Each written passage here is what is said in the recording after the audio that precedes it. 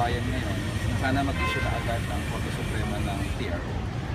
Ang kinikita dyan ng MRT LRT sa bawat araw na ipinataw ay 13 million pesos more or less.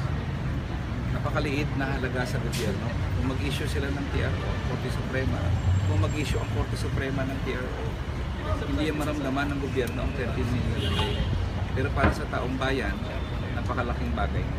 Pangalawa, may budget ang MRT LRT at least 12 billion pesos. Kaya hindi magugunaw ang mundo pag mag-issue ng TRO para sa MRT LRT.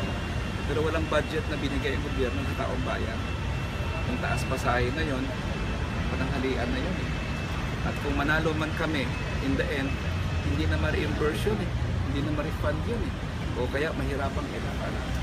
So ang hinihingi ng taong bayan, mag-issue na kayo ng TRO at napakalaking dagok ng dagdag na pasahe sa taong bayan, although wala namang malaking halaga para sa gobyerno yung araw-araw na pinapataw ito kung hindi mag-issue ng TRO.